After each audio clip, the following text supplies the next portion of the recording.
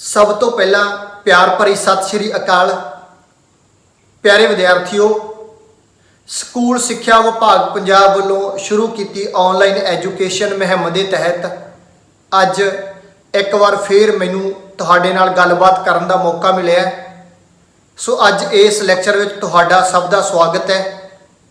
प्यारे विद्यार्थियों, अज इस लैक्चर दौरान असी ਵੱਖ-ਵੱਖ जमातां दे पंजाबी विषय के पाठक्रम में शामिल व्याकरण विचों भाषा अते पंजाबी भाषा बारे पढ़ांगे।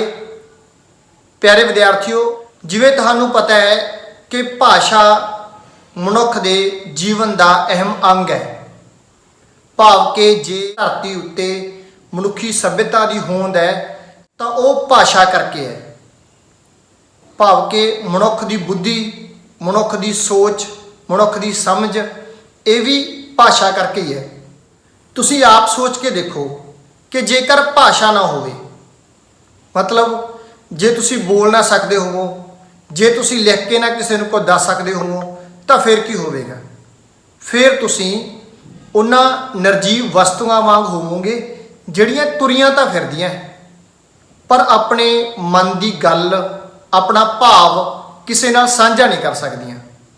सो असी अपने घरां विच, घरां तो बाहर, समाज विच जदों विचरदे हैं तो असी भाषा के सहारे ही विचरदे हैं। सो इस तरह असी कह सकते हैं कि भाषा एक वो साधन है जिस राही मनुख अपने मन के भाव अते विचार दूजियां नाल साझे करता है।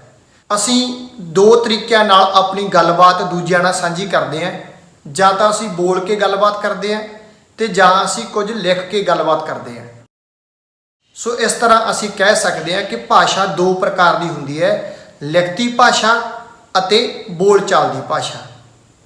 असी अपनी गलबात सैनतां जां इशारिਆਂ नाल भी कर लैंदे हैं, परंतु ये तरीका है जिहड़ा ये भी भाषा के बराबर जाके नहीं खड़दा। जो कुछ असी किसी को बोल के जां लिख के कह देना है वो सैनतां जां इशारिਆਂ नाल नहीं कहा जा सकता। भाव कि सैनतां ते इशारे है जिहड़े वो भाषा का एक अंग है, परंतु भाषा की थां नहीं ले सकते। दुनिया दे विच जिथे जिथे भी लोग वसदे ने उत्थे सारे लोगों की, सारे खित्तियां की अपनी अपनी भाषा है। इस तरह भारत दे विच जिन्ने भी लोग वसदे ने, जिन्ने भी राज ने, जिन्नियां भी कौमां ने, उन्हां सारियां कौमां की अपनी अपनी भाषा है। हज़ारों ही भाषावां ने देश दे विच जिहड़ियां लोग बोलते हैं, परंतु भारतीय संविधान दे विच कुछ भाषावां अजिहियां ने जिन्हां नूं भारतीय संविधान ने मानता दी। सो भारतीय संविधान विच 22 भाषावां ने जिन्हां नूं मानता दी हुई है। एक गल का ध्यान रखियो प्यारे विद्यार्थियों, तुहाडीआं किताबां दे विच कई थावां ते संविधान वालों मानता प्राप्त भाषावां की गिनती 18 लिखी हुई है। सो ये पुरानियां किताबां ने। पहला संविधान विच 18 भाषावां नूं मानता सी, परंतु अज संविधान विच 22 भाषावां नूं मानता प्राप्त है। पुराने समयां विच विशेष भूगोलिक हालतां अते आवाजाई के साधन विकसित ना होने करके एक खित्ते दे लोकां दा दूसरे खित्ते दे लोकां नाल कोई बहुता मेल जोल नहीं हुंदा सी। इसे तरह ही संचार के साधन विकसित ना होने करके लोकां दी आपस में गलबात नहीं हुंदी सी, जिस कारण एक इलाके विच रहिंदे लोकां दे उच्चारण अते शब्दावली विच थोड़ा बहुत फर्क पाया जाता सी। सो एक ही भाषा अंदर इन्हां वख-वख फर्कां कारण प्रतीत हुंदे रूपां नूं उस भाषा दीआं उपभाषावां कहा जाता सी। पंजाब विच वगदे दरियावां ने पंजाब की धरती नूं खित्तियां विच वंडता, जिस करके लोकां दा आपस विच मेल जोल घट गया, जिस कारण पंजाबी भाषा दीआं उपभाषावां भी होंद विच आ गईआं। सो पंजाबी भाषा दीआं उपभाषावां माझी, मलवई, दुआबी, पुआधी, पोठोहारी, मुल्तानी अते डोगरी ये निर्धारित कीतियां गईआं। परंतु अजोके पंजाब विच सिर्फ माझी, मलवई, दुआबी ते पुआधी ये 4 उपभाषावां बोलियां जांदियां। सो एक गल का ध्यान रखियो कि उपभाषावां उच्चारण ਲਹਿਜੇ ਅਤੇ ਸ਼ਬਦਾਵਲੀ ਦੇ ਪੱਖ ਤੋਂ ਵੱਖਰੀਆਂ ਹੁੰਦੀਆਂ ਨੇ। ਵਿਆਕਰਨਕ ਨਿਯਮਾਂ ਦੇ ਪੱਧਰ ਤੇ ਇੱਕੋ ਹੀ ਹੁੰਦੀਆਂ ਨੇ, ਭਾਵ ਕਿ ਇੱਕ ਭਾਸ਼ਾ ਦੀਆਂ ਉਪਭਾਸ਼ਾਵਾਂ ਦੇ ਵਿਆਕਰਨਕ ਨਿਯਮ ਇੱਕੋ ਹੀ ਹੁੰਦੇ ਆ। ਇਸੇ ਕਰਕੇ ਇੱਕ ਭਾਸ਼ਾ ਦੇ ਵੱਖ-ਵੱਖ ਖਿੱਤਿਆਂ ਵਿੱਚ ਰਹਿੰਦੇ ਲੋਕ ਵੀ ਉਸ ਭਾਸ਼ਾ ਨੂੰ ਸਮਝ ਸਕਦੇ ਆ। ਜਿਵੇਂ ਮੈਂ ਪਹਿਲਾਂ ਵੀ ਜ਼ਿਕਰ ਕੀਤਾ ਸੀ ਕਿ ਭਾਸ਼ਾ ਦੋ ਪ੍ਰਕਾਰ ਦੀ ਹੁੰਦੀ ਹੈ, ਆਮ ਬੋਲਚਾਲ ਦੀ ਭਾਸ਼ਾ ਤੇ ਲਿਖਤੀ ਭਾਸ਼ਾ। ਲਿਖਤੀ ਭਾਸ਼ਾ ਨੂੰ ਟਕਸਾਲੀ ਜਾਂ ਸਾਹਿਤਕ ਭਾਸ਼ਾ ਵੀ ਕਿਹਾ ਜਾਂਦਾ ਹੈ। ਸੋ ਟਕਸਾਲੀ ਭਾਸ਼ਾ ਉਹ ਭਾਸ਼ਾ ਹੁੰਦੀ ਹੈ ਜਿਹੜੀ ਸਾਰੇ ਇਲਾਕੇ ਦੀ ਆਦਰਸ਼ ਭਾਸ਼ਾ ਹੁੰਦੀ ਹੈ, ਭਾਵ ਕਿ ਥੋੜ੍ਹੇ ਫਰਕ ਵਾਲੀਆਂ ਉਪਭਾਸ਼ਾਵਾਂ ਨੂੰ ਛੱਡ ਕੇ ਜਿਹੜੀ ਸਾਰੇ ਏਰੀਏ ਵਿੱਚ ਸਾਂਝੀ ਭਾਸ਼ਾ ਵਜੋਂ ਮਾਨਤਾ ਰੱਖਦੀ ਹੈ ਉਸ ਨੂੰ ਟਕਸਾਲੀ ਭਾਸ਼ਾ ਕਿਹਾ ਜਾਂਦਾ ਹੈ। ਇਸੇ ਤਰ੍ਹਾਂ ਹੀ ਪੰਜਾਬੀ ਦੀਆਂ ਉਪਭਾਸ਼ਾਵਾਂ ਨੂੰ ਛੱਡ ਕੇ ਜਿਹੜੀ ਉਪਭਾਸ਼ਾ ਜਾਂ ਜਿਹੜੀ ਭਾਸ਼ਾ ਸਾਰੇ ਇਲਾਕੇ ਵਿੱਚ ਮਾਨਤਾ ਰੱਖਦੀ ਹੈ, ਜਿਹੜੀ ਸਾਰੇ ਪੰਜਾਬ ਵਿੱਚ ਪੜ੍ਹੀ ਲਿਖੀ ਜਾਂਦੀ ਹੈ, ਉਸ ਨੂੰ ਪੰਜਾਬੀ ਦੀ ਟਕਸਾਲੀ ਭਾਸ਼ਾ ਕਿਹਾ ਜਾਂਦਾ ਹੈ। ਮਾਝੀ ਭਾਸ਼ਾ ਨੂੰ ਸਾਡੀ ਪੰਜਾਬੀ ਦੀ ਟਕਸਾਲੀ ਭਾਸ਼ਾ ਹੋਣ ਦਾ ਮਾਣ ਮਿਲਿਆ ਹੈ।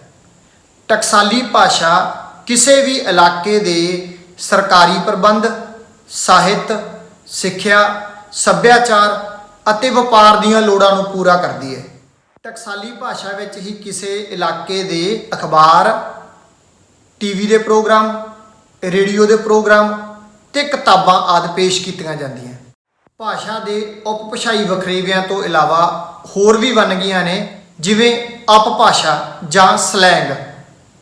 ਸਲੈਂਗ ਉਹ ਭਾਸ਼ਾ ਵੰਨਗੀ ਹੈ ਜਿਸ ਦੀ ਸ਼ਬਦਾਵਲੀ ਅਸੱਭਿਅਕ ਹੁੰਦੀ ਹੈ, ਜਿਵੇਂ ਚਿੜ, ਕਟਾਖਸ, ਨਿੰਦਿਆ।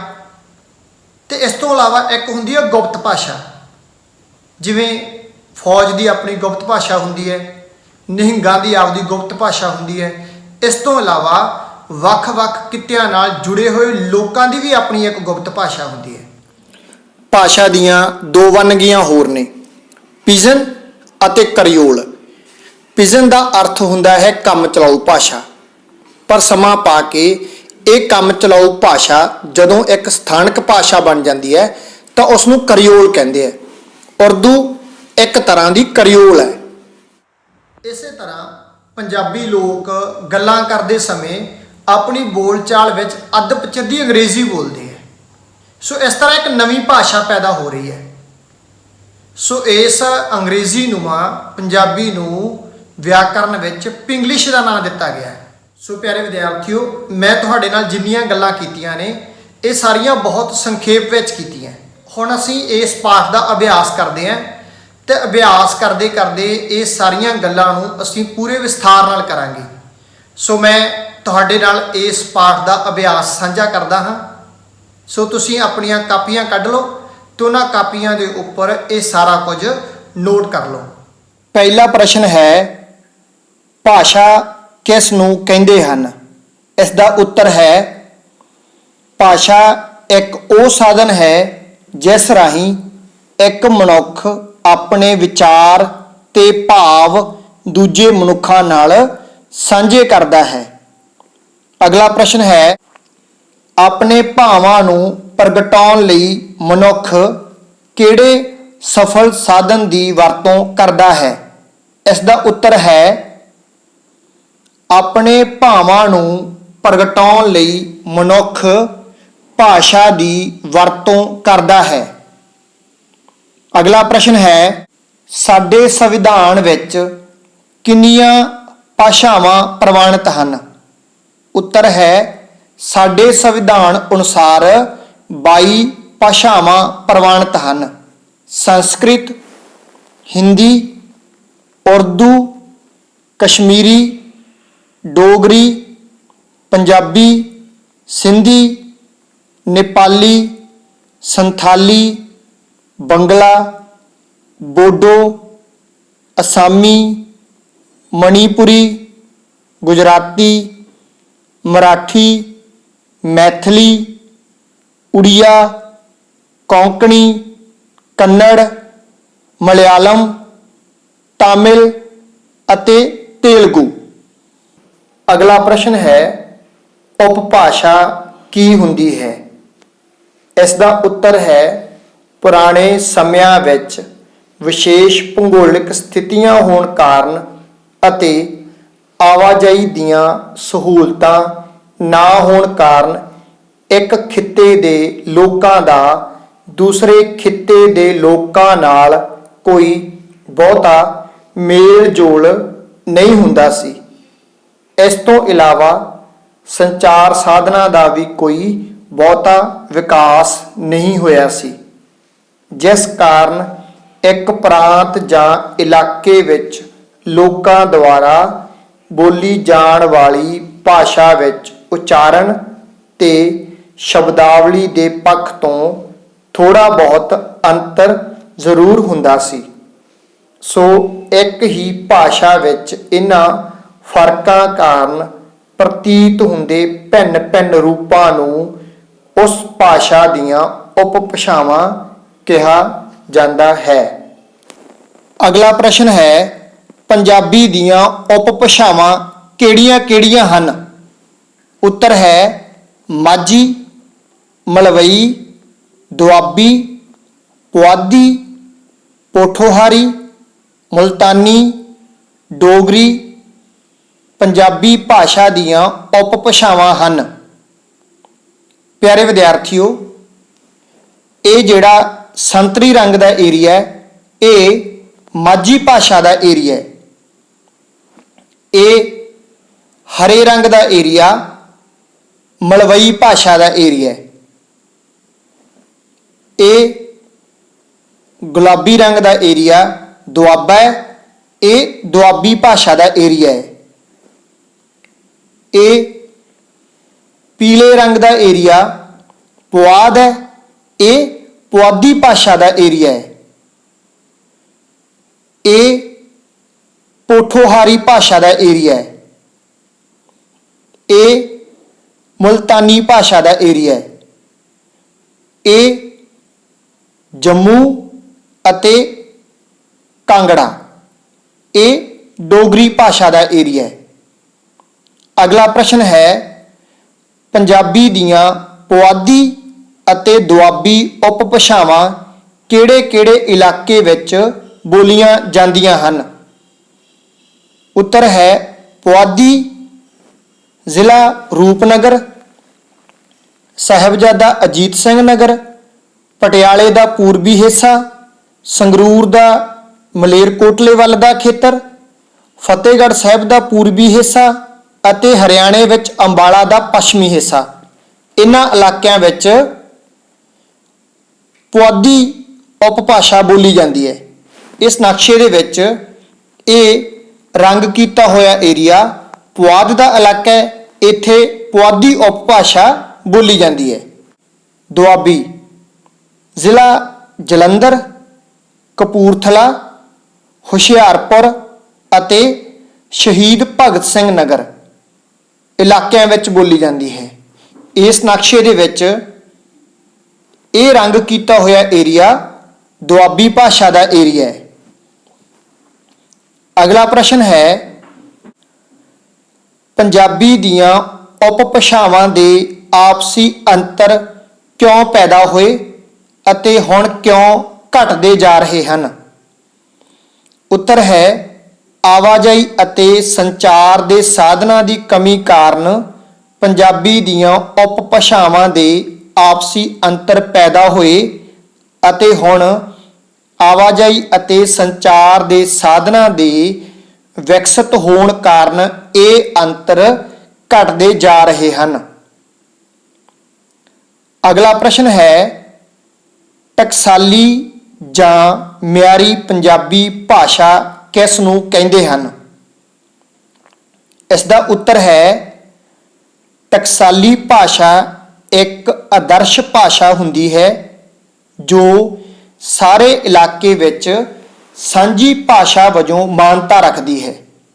ਪੰਜਾਬੀ ਦੀਆਂ ਥੋੜ੍ਹੇ ਬਹੁਤੇ ਫਰਕ ਵਾਲੀਆਂ ਉਪਭਾਸ਼ਾਵਾਂ ਨੂੰ ਛੱਡ ਕੇ ਸਾਰੇ ਪੰਜਾਬ ਵਿੱਚ ਜਿਹੜੀ ਸਰਬ ਸਾਂਝੀ ਭਾਸ਼ਾ ਵਰਤੀ ਜਾਂਦੀ ਹੈ ਉਸ ਨੂੰ ਟਕਸਾਲੀ ਜਾਂ ਮਿਆਰੀ ਉਪਭਾਸ਼ਾ ਕਿਹਾ ਜਾਂਦਾ ਹੈ। ਮਾਝੀ ਉਪਭਾਸ਼ਾ ਨੂੰ ਪੰਜਾਬੀ ਦੀ ਟਕਸਾਲੀ ਭਾਸ਼ਾ ਹੋਣ ਦਾ ਮਾਣ ਪ੍ਰਾਪਤ ਹੈ। ਇਸ ਨਕਸ਼ੇ ਵਿੱਚ ਇਹ ਰੰਗ ਕੀਤੀ ਹੋਈ ਥਾਂ ਮਾਝੀ ਭਾਸ਼ਾ ਦਾ ਏਰੀਆ ਹੈ। ਅਗਲਾ ਪ੍ਰਸ਼ਨ ਹੈ, ਟਕਸਾਲੀ ਜਾਂ ਮਿਆਰੀ ਪੰਜਾਬੀ ਭਾਸ਼ਾ ਦੀ ਕੀ ਉਪਯੋਗਤਾ ਹੈ? ਇਹ ਭਾਸ਼ਾ ਸਰਕਾਰੀ ਪ੍ਰਬੰਧ, ਸਿੱਖਿਆ, ਸਾਹਿਤ, ਸੱਭਿਆਚਾਰ ਅਤੇ ਵਪਾਰ ਆਦਿ ਦੀਆਂ ਲੋੜਾਂ ਨੂੰ ਪੂਰਾ ਕਰਦੀ ਹੈ। ਪੰਜਾਬੀ ਵਿੱਚ ਸਮਾਚਾਰ ਪੱਤਰ, ਰੇਡੀਓ, ਟੈਲੀਵਿਜ਼ਨ ਦੇ ਸਮਾਚਾਰਾਂ ਅਤੇ ਪਾਠ ਪੁਸਤਕਾਂ ਟਕਸਾਲੀ ਭਾਸ਼ਾ ਵਿੱਚ ਹੀ ਪੇਸ਼ ਕੀਤੀਆਂ ਜਾਂਦੀਆਂ ਹਨ। ਅਗਲਾ ਪ੍ਰਸ਼ਨ ਹੈ, ਮਲਵਈ ਉਪਭਾਸ਼ਾ ਕਿਹੜੇ-ਕਿਹੜੇ ਜ਼ਿਲ੍ਹਿਆਂ ਵਿੱਚ ਬੋਲੀ ਜਾਂਦੀ ਹੈ?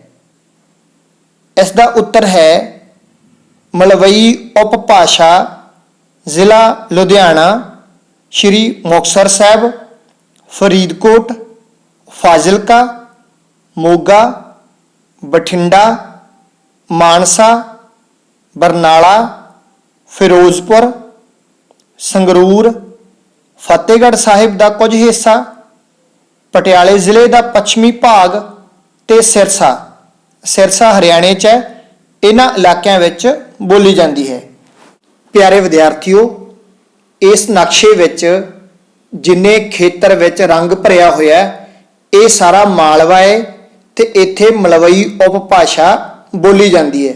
ਇਹ ਸਾਰੇ ਉਸ ਦੇ ਜ਼ਿਲ੍ਹੇ ਨੇ, ਫਿਰੋਜ਼ਪੁਰ, ਫਾਜ਼ਿਲਕਾ, ਫਰੀਦਕੋਟ, ਸ਼੍ਰੀ ਮੁਕਤਸਰ ਸਾਹਿਬ, ਮੋਗਾ, ਬਠਿੰਡਾ, ਲੁਧਿਆਣਾ, ਬਰਨਾਲਾ, ਸੰਗਰੂਰ, ਮਾਨਸਾ, ਫਤਿਹਗੜ੍ਹ ਸਾਹਿਬ ਦਾ ਕੁਝ ਹਿੱਸਾ ਤੇ ਪਟਿਆਲੇ ਦਾ ਕੁਝ ਹਿੱਸਾ। ਅਗਲਾ ਪ੍ਰਸ਼ਨ ਹੈ, ਰਾਵੀ ਅਤੇ ਬਿਆਸ ਦਰਿਆਵਾਂ ਦੇ ਵਿਚਕਾਰ ਕਿਹੜੀ ਉਪਭਾਸ਼ਾ ਬੋਲੀ ਜਾਂਦੀ ਹੈ? ਇਸ ਦਾ ਉੱਤਰ ਹੈ, ਰਾਵੀ ਅਤੇ ਬਿਆਸ ਦਰਿਆਵਾਂ ਦੇ ਵਿਚਕਾਰ ਮਾਝੀ ਉਪਭਾਸ਼ਾ ਬੋਲੀ ਜਾਂਦੀ ਹੈ। ਪਿਆਰੇ ਵਿਦਿਆਰਥੀਓ, ਨਕਸ਼ੇ ਦੇ ਉੱਪਰ ਜਿਹੜੀ ਇਹ ਲਾਈਨ ਤੁਸੀਂ ਦੇਖ ਰਹੇ ਹੋ ਇਹ ਰਾਵੀ ਦਰਿਆ ਹੈ ਤੇ ਇਹ ਜਿਹੜੀ ਲਾਈਨ ਤੁਸੀਂ ਦੇਖ ਰਹੇ ਹੋ ਇਹ ਬਿਆਸ ਦਰਿਆ ਹੈ। ਇਹਨਾਂ ਦੋਹਾਂ ਦਰਿਆਵਾਂ ਦੇ ਵਿਚਕਾਰਲੇ ਇਲਾਕੇ ਨੂੰ ਮਾਝਾ ਕਿਹਾ ਜਾਂਦਾ ਹੈ ਤੇ ਇਸ ਮਾਝੇ ਦੇ ਇਲਾਕੇ ਵਿੱਚ ਬੋਲੀ ਜਾਣ ਵਾਲੀ ਉਪਭਾਸ਼ਾ ਨੂੰ ਮਾਝੀ ਕਿਹਾ ਜਾਂਦਾ ਹੈ। ਅਗਲਾ ਪ੍ਰਸ਼ਨ ਹੈ, ਪਿਜਨ ਅਤੇ ਕਰਿਓਲ ਭਾਸ਼ਾ ਵੰਨਗੀਆਂ ਵਿੱਚ ਕੀ ਅੰਤਰ ਹੈ? ਇਸ ਦਾ ਉੱਤਰ ਹੈ, ਪਿਜਨ ਦਾ ਭਾਵ ਹੈ ਕੰਮ ਚਲਾਊ ਭਾਸ਼ਾ, ਪਰ ਸਮਾਂ ਪਾ ਕੇ ਜੇ ਇਹੀ ਭਾਸ਼ਾ ਸਥਾਨਕ ਭਾਸ਼ਾ ਬਣ ਜਾਵੇ ਤਾਂ ਉਸ ਨੂੰ ਕਰਿਓਲ ਦਾ ਨਾਂ ਦਿੱਤਾ ਜਾਂਦਾ ਹੈ। ਅਗਲਾ ਪ੍ਰਸ਼ਨ ਹੈ, ਪਿੰਗਲਿਸ਼ ਕਿਹੜੀ ਭਾਸ਼ਾ ਨੂੰ ਕਿਹਾ ਜਾਂਦਾ ਹੈ? ਪੰਜਾਬੀ ਲੋਕ ਆਪਸ ਵਿੱਚ ਗੱਲਬਾਤ ਕਰਨ ਸਮੇਂ ਅੰਗਰੇਜ਼ੀ ਸ਼ਬਦਾਂ ਦੀ ਬਹੁਤਾਤ ਵਿੱਚ ਵਰਤੋਂ ਕਰਦੇ ਹਨ। ਅਜਿਹੀ ਅੰਗਰੇਜ਼ੀ ਨੁਮਾ ਪੰਜਾਬੀ ਨੂੰ ਪਿੰਗਲਿਸ਼ ਦਾ ਨਾਂ ਦਿੱਤਾ ਜਾਂਦਾ ਹੈ। ਅਗਲਾ ਪ੍ਰਸ਼ਨ ਹੈ, ਦੱਸੋ ਪੰਜਾਬ ਦੇ ਹੇਠ ਲਿਖੇ ਜ਼ਿਲ੍ਹਿਆਂ ਵਿੱਚ ਕਿਹੜੀ-ਕਿਹੜੀ ਉਪਭਾਸ਼ਾ ਵਰਤੀ ਜਾਂਦੀ ਹੈ? ਜ਼ਿਲ੍ਹੇ ਨੇ ਬਠਿੰਡਾ, ਸ਼ਹੀਦ ਭਗਤ ਸਿੰਘ ਨਗਰ, ਹੁਸ਼ਿਆਰਪੁਰ, ਤਰਨਤਾਰਨ, ਗੁਰਦਾਸਪੁਰ, ਫਾਜ਼ਿਲਕਾ, ਰੂਪਨਗਰ, ਫਤਿਹਗੜ੍ਹ ਸਾਹਿਬ ਤੇ ਪਟਿਆਲਾ। ਇਸ ਦਾ ਉੱਤਰ ਹੈ, ਬਠਿੰਡਾ ਅਤੇ ਫਾਜ਼ਿਲਕਾ ਮਾਲਵੇ ਦੇ ਇਲਾਕੇ ਵਿੱਚ ਹੈ, ਇਸ ਲਈ ਇੱਥੇ ਮਲਵਈ ਉਪਭਾਸ਼ਾ ਬੋਲੀ ਜਾਂਦੀ ਹੈ। ਸ਼ਹੀਦ ਭਗਤ ਸਿੰਘ ਨਗਰ, ਹੁਸ਼ਿਆਰਪੁਰ ਇਹ ਦੋਵੇਂ ਦੁਆਬੇ ਦੇ ਇਲਾਕੇ ਵਿੱਚ ਨੇ, ਇਸ ਲਈ ਇਹਨਾਂ ਜ਼ਿਲ੍ਹਿਆਂ ਵਿੱਚ ਦੁਆਬੀ ਉਪਭਾਸ਼ਾ ਬੋਲੀ ਜਾਂਦੀ ਹੈ। ਤਰਨਤਾਰਨ ਤੇ ਗੁਰਦਾਸਪੁਰ ਇਹ ਦੋਵੇਂ ਮਾਝੇ ਦੇ ਇਲਾਕੇ ਵਿੱਚ ਨੇ, ਇਸ ਲਈ ਇਹਨਾਂ ਜ਼ਿਲ੍ਹਿਆਂ ਵਿੱਚ ਮਾਝੀ ਉਪਭਾਸ਼ਾ ਬੋਲੀ ਜਾਂਦੀ ਹੈ।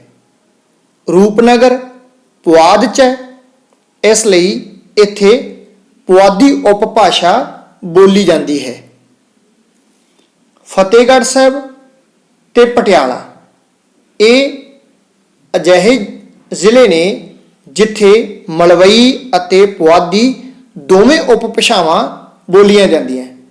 ਤੁਸੀਂ ਨਕਸ਼ੇ ਵਿੱਚ ਦੇਖ ਸਕਦੇ ਹੋ, ਫਤਿਹਗੜ੍ਹ ਸਾਹਿਬ ਤੇ ਪਟਿਆਲਾ ਦੋਨਾਂ ਜ਼ਿਲ੍ਹਿਆਂ ਦਾ ਕੁਝ ਖੇਤਰ ਹਰਾ ਰੰਗ ਭਰਿਆ ਹੋਇਆ ਤੇ ਕੁਝ ਖੇਤਰ ਵਿੱਚ ਪੀਲਾ ਰੰਗ ਭਰਿਆ ਹੋਇਆ।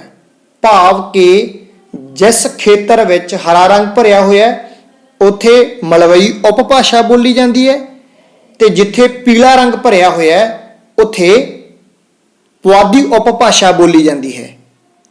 ਹੁਣ ਅਸੀਂ ਵਸਤੂਨਿਸ਼ਟ ਪ੍ਰਸ਼ਨ ਕਰਦੇ ਹਾਂ। ਹਰੇਕ ਪ੍ਰਸ਼ਨ ਦੇ ਨਾਲ ਉੱਤਰ ਦੀਆਂ 4 ਆਪਸ਼ਨਾਂ ਦਿੱਤੀਆਂ ਹੋਈਆਂ ਨੇ।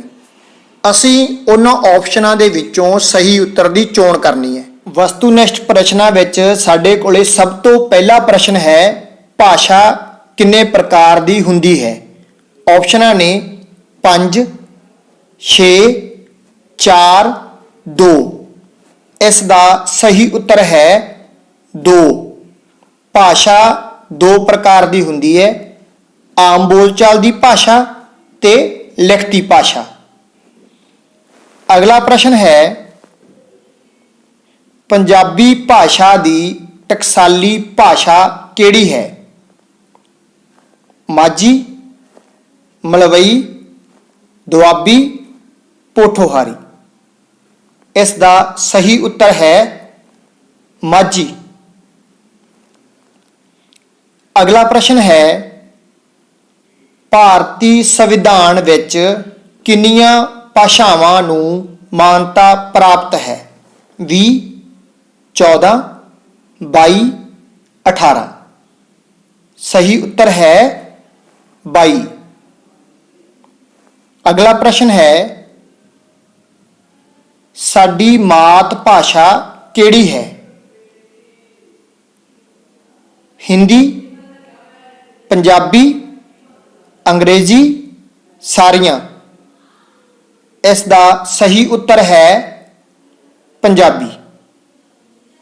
ਅਗਲਾ ਪ੍ਰਸ਼ਨ ਹੈ, ਪੰਜਾਬ ਰਾਜ ਦੀ ਰਾਜ ਭਾਸ਼ਾ ਕਿਹੜੀ ਹੈ? ਹਿੰਦੀ, ਅੰਗਰੇਜ਼ੀ, ਪੰਜਾਬੀ, ਇਹਨਾਂ ਚੋਂ ਕੋਈ ਨਹੀਂ। ਸਹੀ ਉੱਤਰ ਹੈ ਪੰਜਾਬੀ। ਅਗਲਾ ਪ੍ਰਸ਼ਨ ਹੈ, ਮਲਵਈ ਉਪਭਾਸ਼ਾ ਹੇਠ ਲਿਖਿਆਂ ਚੋਂ ਕਿਹੜੇ ਜ਼ਿਲ੍ਹੇ ਵਿੱਚ ਬੋਲੀ ਜਾਂਦੀ ਹੈ?